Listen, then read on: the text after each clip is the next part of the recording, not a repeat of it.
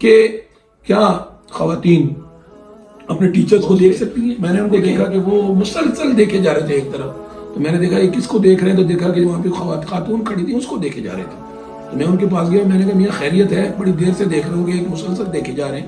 کہنے لگے یار وہ دین اسلام ہے کہ دوسری نظر نہیں ڈالنی چاہیے، تو میں پہلی نظر میں جی بھر کے دیکھ رہا ہوں. بہت زیادہ دیکھنے میں اگر شادی ہو جائے تو اس کے بعد ذرا پوچھو گے کتنی دیر دیکھا جاتا ہے. اعوذ باللہ من الشیطان الرجیم، بسم اللہ الرحمن الرحیم، الحمد للہ والسلام علی اہلہا، اللہم صلی علی محمد وآل محمد. ناظرین کرام، آج کی ویڈیو بھی ہمارے ایک ناظر کے سوال کے جواب میں ہے. انہوں نے پوچھا ہے کہ پردے کے بارے میں آپ کچھ بتائیے کہ پردے کے بارے میں دین اسلام کیا کہتا ہے، کہ اگر ٹیچر ان کی طرف دیکھے تو وہ کیا اس کا ریئیکشن کرے، آیا وہ ٹیچر کو دیکھ سکتی ہیں یا نہیں دیکھ سکتی. بڑا اچھا سوال ہے. میں چاہتا ہوں کہ اس بارے میں بغیر کسی تمہید کے آپ کو قرآن کی طرف لے جاؤں، کہ جس طرح رسول خدا نے فرمایا میں 2 چیزیں چھوڑ کے جا رہا ہوں، ایک اللہ کی کتاب ہے، دوسری میرے اہل بیت ہے. تو آئیے ہم قرآن کی طرف چلتے ہیں. تو سورہ نور میرے سامنے ہے. میں عربی کی تلاوت نہیں کر رہا، صرف اردو پڑھتا ہوں تاکہ ہماری بات جلدی کمپلیٹ ہو اور جو مقصد ہے وہ ہمیں حاصل ہو جائے. اس کی آیت نمبر 20 میں پروردگار فرماتا ہے کہ اور ایک پیغمبر آپ مومنین سے کہہ دیں کہ اپنی نگاہوں کو نیچی رکھیں اور اپنی شرمگاہوں کی حفاظت کریں، اور یہی زیادہ پاکیزہ بات ہے، اور بے شک جو کچھ وہ کرتے ہیں اللہ اس سے باخبر ہے. یہ تو مومنین کے لیے ہو گیا، یعنی مردوں کے لیے، کہ اپنی نگاہوں کو خواتین سے نیچی رکھیں. تو میری اپیل ہے ان مردوں سے کہ جن کا تعلق خواتین سے پڑتا ہے، یعنی وہ پبلک ڈیلنگ میں ہیں، ٹیچر ہیں، پروفیسر ہیں، جو بھی ہیں، پروردگار کا حکم یہی ہے کہ آپ خواتین سے اپنی نظروں کو نیچی رکھیں، یعنی اپنی نظروں میں حیا پیدا کریں. اچھا، آگے پروردگار خواتین سے حکم دے کے فرماتا ہے کہ مومنات سے کہہ دیجئے کہ وہ بھی اپنی نگاہوں کو نیچی رکھیں اور اپنی عفت کی حفاظت کریں، اپنی زینت کا اظہار نہ کریں علاوہ اس کے کہ جو ان کے محرم ہوں، اور اپنے دوپٹے کو اپنے گریبان پر رکھیں، اپنی زینت کو اپنے شوہر کے سامنے.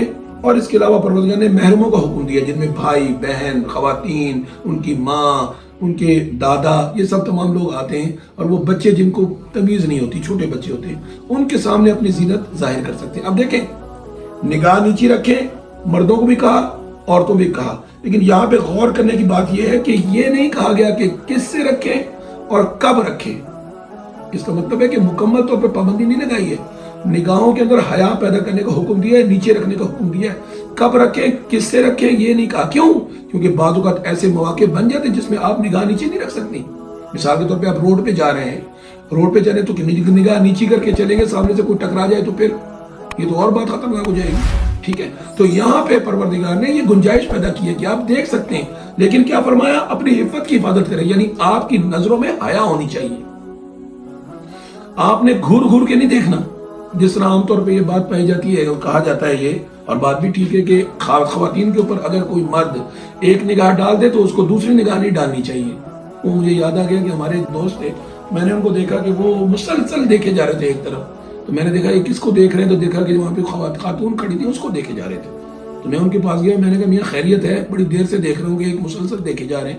کہنے لگے یار وہ دین اسلام ہے کہ دوسری نظر نہیں ڈالنی چاہیے، تو میں پہلی نظر میں جی بھر کے دیکھ رہا ہوں. واہ واہ، سبحان اللہ. تو بھائی اس سے مراد یہ نہیں ہے کہ پہلی نظر میں مسلسل 1 گھنٹے دیکھتے رہو. اس سے مراد یہ ہے کہ حرام کی نظر نہیں ڈالنی، یعنی ایک دفعہ دیکھ لیا ہے، دل میں حرام کا شبہ پیدا ہوا تو نظریں پھیر لو، اپنی نظروں کو بچا لو، عفت قائم کرو، دوبارہ نہ دیکھو. یہ نہیں کہ مسلسل ہی دیکھے جاؤ. تو یہ ایسے بھی مسکنسیپشن جو ہے نا وہ ہو جاتے ہیں. اور مجھے یاد آیا کہ اگر بہت زیادہ دیکھنے میں اگر شادی ہو جائے تو اس کے بعد ذرا پوچھو گے کتنی دیر دیکھا جاتا ہے. بہرکہ یہ تو ایک مذاق کی بات ہے، میں کہیں اور چلا گیا. لیکن آپ کو میں بتاؤں آگے کہ جو سوال پوچھا گیا تھا کہ کیا خواتین اپنے ٹیچرز کو دیکھ سکتی ہیں. دیکھیں، دین اسلام آپ پڑھیں، ہسٹری، صحیح بخاری اٹھا کے پڑھیں. اللہ کے رسول جب چنگوں پر جاتے تھے تو خواتین وہاں پہ نرسوں کا کام کرتی تھی. خود بی بی فاطمہ سلام اللہ علیہ جو نمونہ تھی خواتین کے لیے، ان کے بارے میں صحیح بخاری میں حدیث ہے کہ جب رسول خدا جنگ احد میں زخمی ہو گئے تو آپ سلام اللہ علیہ آپ کی مرہم پٹی کر رہی تھی. حضرت علی علیہ السلام ڈھال میں پانی لاتے تھے اور آپ نے اپنا دوپٹہ جلا کے رسول خدا کے زخموں پر رکھا. تو اس کا مطلب ہے خواتین وہاں پر موجود تھی. اس طرح نماز باجماعت میں صحیح بخاری گواہ ہے. اگر آپ چاہیں گے تو میں آپ کو حوالے بھی دے دوں گا. ابھی میں جنرل بات کر رہا ہوں کہ خواتین نماز میں شریک ہوتی تھی پیچھے. تو اس کا مطلب ہے خواتین بالکل مردوں کے شان بشانہ ہر کام میں آگے آ سکتی ہیں. آپ حج کو لے گئے, حج میں خواتین شریک نہیں ہوتی. اچھا اب دیکھیں حج میں کیا پردہ ہے بھائی, جو خدا کے گھر میں پردہ ہے وہی خدا کی زمین پر پردہ ہے. حج میں پردہ یہ ہے کہ خواتین اپنا چہرہ دکھا سکتی ہیں, یہاں تک جو میں نے ہاتھ لگایا اپنی دونوں ہتھیلیاں دکھا, بھائی یہی عام پردہ ہے.